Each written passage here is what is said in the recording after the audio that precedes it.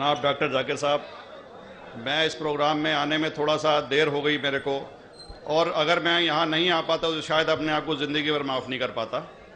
आगरा की सरजमी पर आके आपने ये जो रोशनाई जगाई है, ये वाकई में हम तो उस अल्लाह ताला से दुआ करेंगे।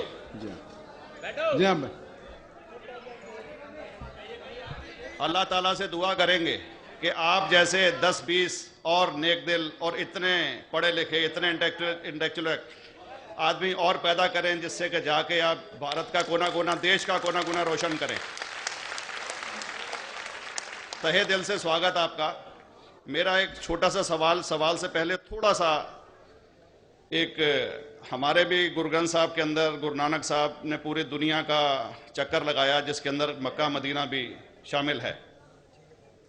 और जैसा कि एक सवाल इससे पहले हो चुका है कि गैर मुस्लिम जो है मक्का मदीना में अलाउड नहीं, या वहाँ का कैंटोनमेंट जो है अलाउ परमिशन नहीं देता।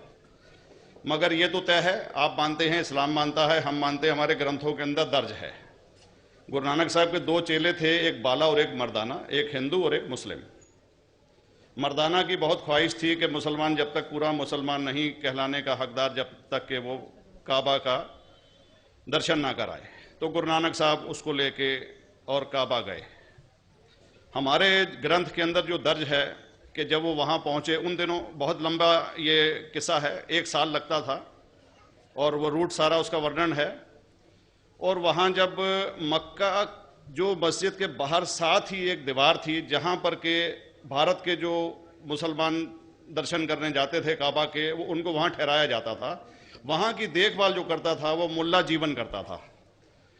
जब गुरु नानक साहब अपने चेलों के साथ में वहाँ पर पड़े थे, तो सुबह जब मुल्ला जीवन वहाँ की सफाई करने के लिए आया, तो उसने देखा गुरु नानक साहब के जो पैर थे वो काबा की तरफ थे। वो गुस्से में चिल्लाया कि ये कौन काफिर है जो कि काबा की तरफ पैर करके पड़ा है, और उसने गुस्से के अंदर आके उनके पैरों को झटका दिया, दूसरी तरफ किया। तो हमारे ग्रंथ के अंदर दर्ज जो किस्सा है उसके अंदर यह है कि काबा भी उस समय हिल गया, जिधर गुरु नानक के पैर जाते थे काबा उधर मुड़ता था। तो वो जोर से चिल्लाया, ये कोई हजरत है, ये औलिया है। तो उस समय के जो काजी थे मक्का के, काजी रुकनदीन साहब थे, और शाह शरफ, कई हस्तियों के नाम हैं उसमें। तो मैं ये जानना चाहता हूं कि ये वर्जन को आप मतलब एग्री करते हैं, और करते हैं तो इसका हमारे मुस्लिम ग्रंथों के अंदर किस तरीके से उल्लेख है, ये कृपया बताएं। भाई साहब ने एक सवाल पूछा अपने गुरु ग्रंथ साहिब के मुतालिक, और अल्हम्दुलिल्लाह मैं भी गुरु ग्रंथ साहिब पढ़ चुका हूँ।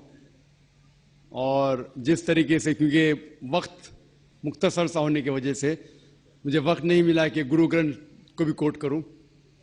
आपका सवाल का जवाब देने के पहले मैं आपसे इजाज़त चाहूँगा कि इवन गुरु ग्रंथ की किताब पढ़ेंगे आप, ग्रंथ जिसे आदि ग्रंथ कहते हैं, और कोई सिख से पूछेंगे कि खुदा का तसव्वुर क्या है, सबसे बेहतरीन जवाब कोई सिख दे सकेगा, वो आपको कोट करेंगे जापू जी, जो गुरु ग्रंथ साहिब आदि ग्रंथ के सबसे पहले चैप्टर है, सबसे पहला श्लोक, जिसके कहते हैं जापू जी।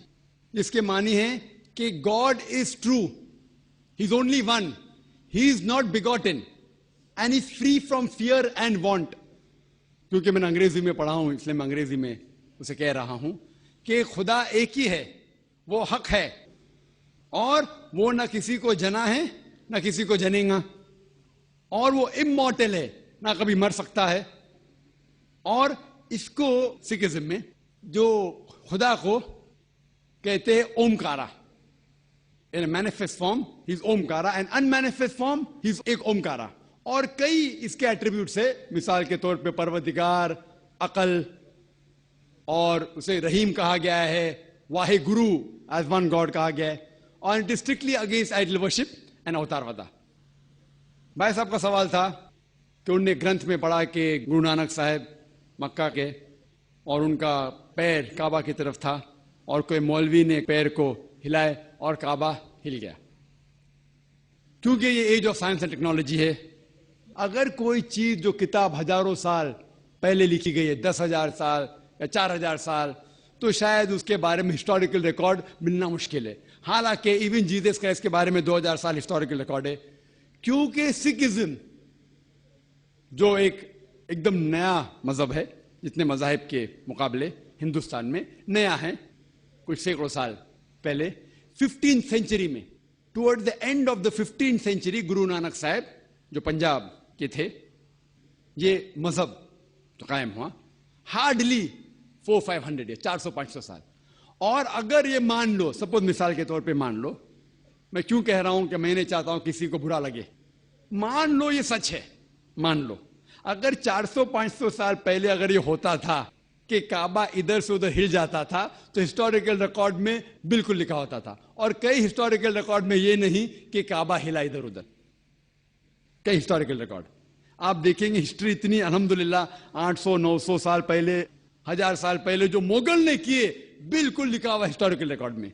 तो ये कहना कि गुरु नानक साहब वहां गए और काबा हिल गया, ये बिल्कुल साइंस के खिलाफ है, क्योंकि साइंस में कोई भी रिकॉर्ड नहीं है, वहां के देश के रिकॉर्ड में कहीं भी नहीं कि काबा हिला। तो इसलिए हम कहते हैं कि हो सकता है ये गलती से किसने लिखा होगा, न कई किस्से कहानी। ये मैं तस्लीम करता हूं कि गुरु ग्रंथ साहिब में कई चीजें सही है, हक की बात है, लेकिन ये तस्लीम करना कि काबा हिल गया, ये बिल्कुल साइंस के खिलाफ है।